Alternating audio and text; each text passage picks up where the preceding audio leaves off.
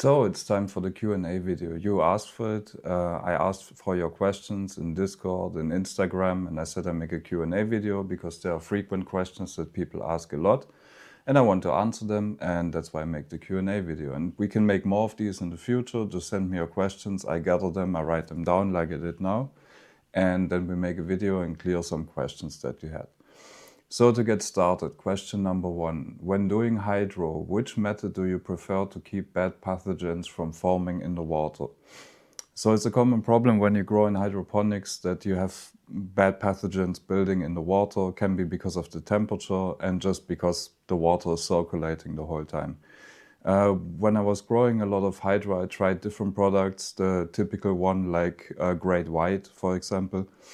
But in the end, I ended up using from Green Eden Plant Therapy. They have the EndoBoost Hydro, and in my case, it worked the best. Clean roots, no problems at all. Even in summer with higher water temperatures, I never had any problems with the roots. And Green Eden makes the EndoBoost Hydro, and they also do compost tea and this and that, but the EndoBoost Hydro in my case worked by far the best. Clean roots, healthy plants, explosive growth. I mean, you can see it, for example, in the Purple Queen autoflower that I did in hydro. I have a video on that. You can find it on the channel, and you can see the roots are great, big, plant was healthy. That product, in my opinion, is the best, at least in my experience. Question number 2.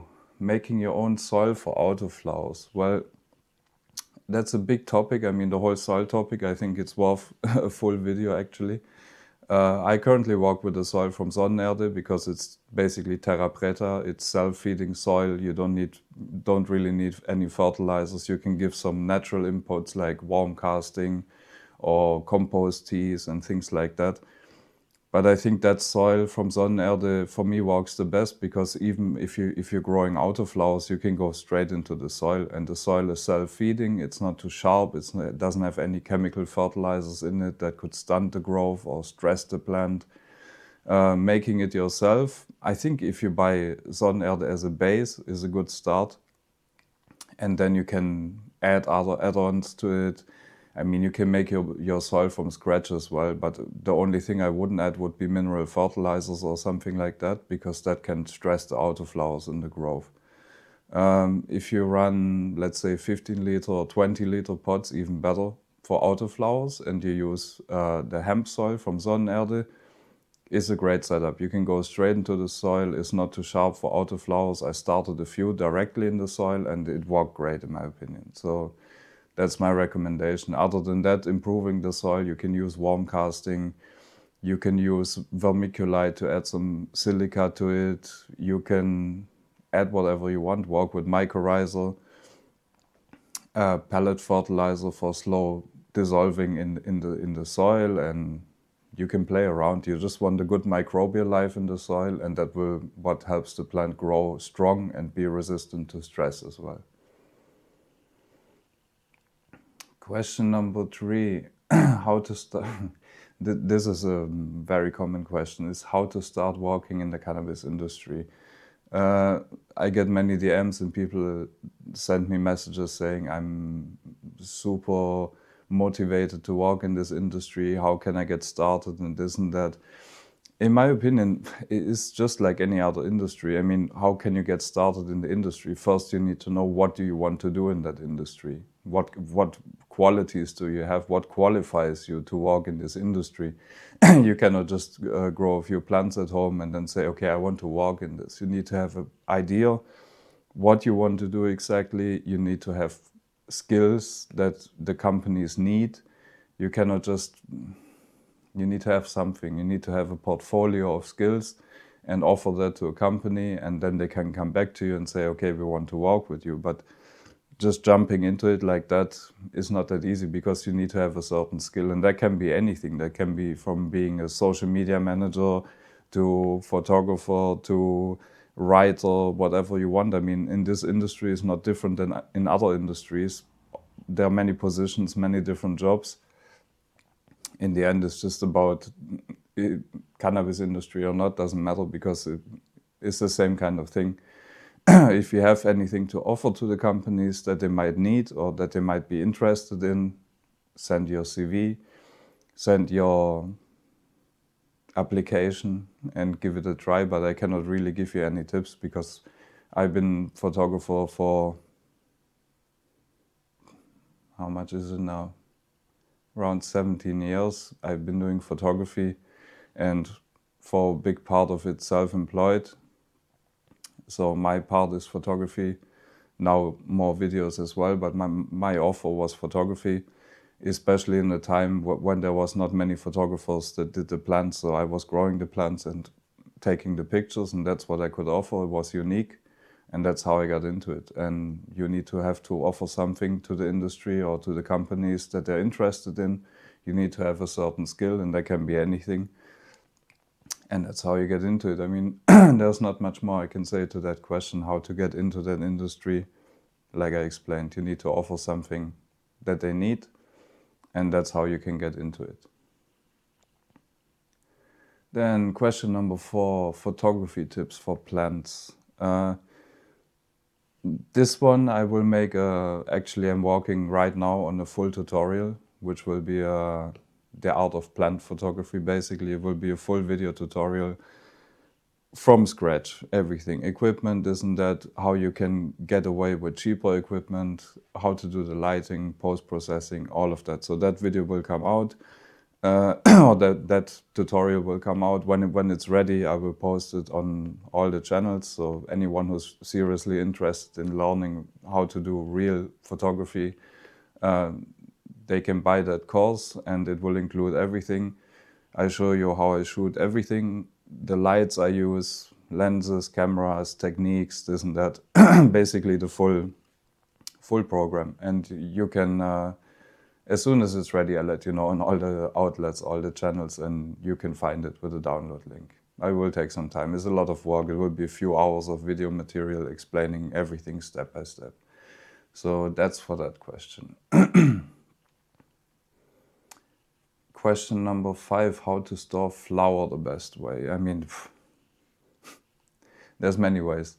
Just use humidity packs. You can keep it in mason jars. You can keep it in the vault that Royal Queen Seeds has, for example, the metal jars, which are nice.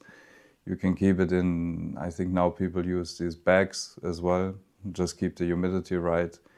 Don't let it be too moist, don't let it be too dry, and that's pretty much it. There's no rocket science, just the classic is mason jar with humidity packs, and that's it. And you can cure it like that, you can store it like that without any problems. Question number 6, what is lactic acid bacteria good for?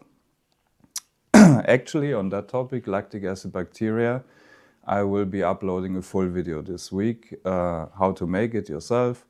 Step-by-step instructions how to make it, what the benefits are, why you should use it. It's super cheap to make, it's super easy to make, and it's really good for your soil. It helps decomposing organic material, it's protecting your plants. You can use it as a foliar spray to prevent powdery mildew.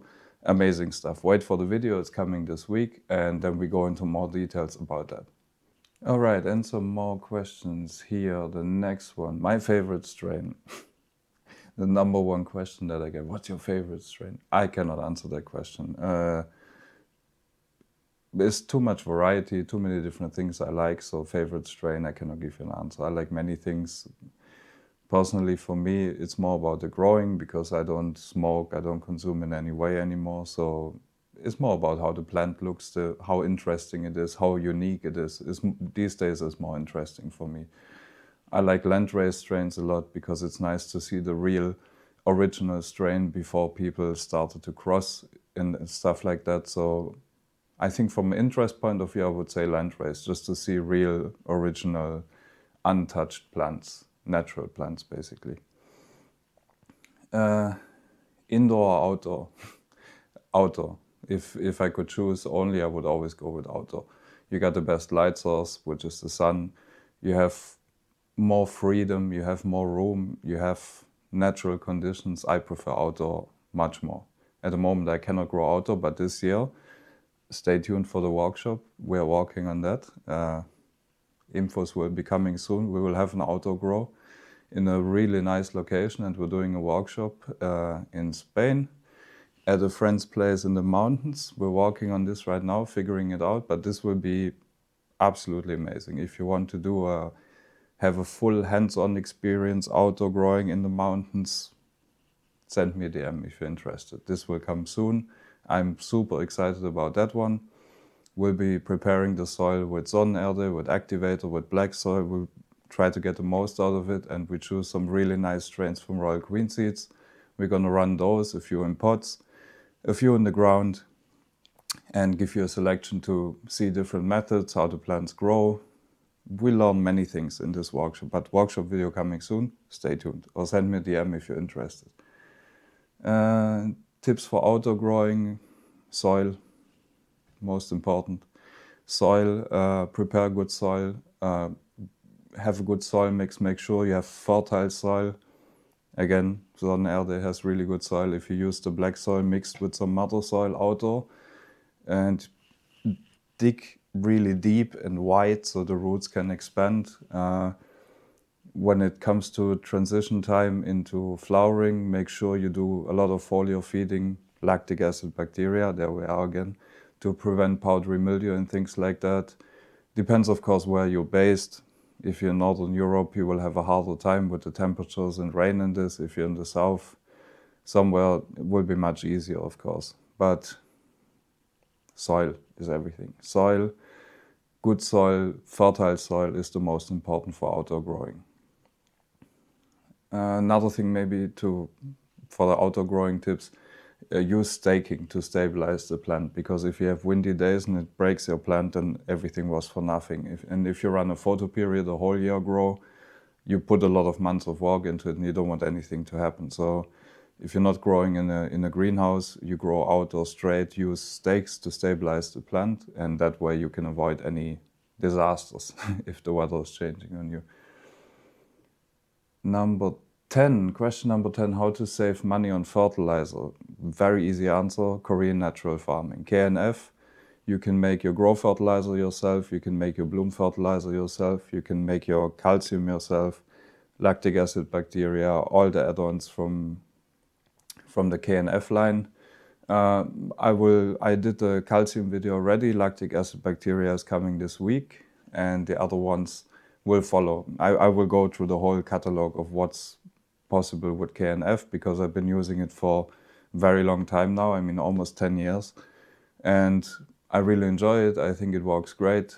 It's cheap, it's easy to make, it's all natural, it's a great input, it improves your grow, it improves the plant strength, resistance, harvest, everything. So just subscribe if you didn't do already, and you will see in the library we will have everything from KNF. Going into detail what you need when for the grow, and you can make everything they have yourself, which is great. So I think that's it. There was 10 questions for now. I would like to make more Q&A videos, so just send me DMs, comment under this video. If you leave a comment now, ask your question, and for the next Q&A video we can just go back and go through them and answer all your questions. And that's pretty much it. I hope you learned a little bit in this video. These were the questions for today.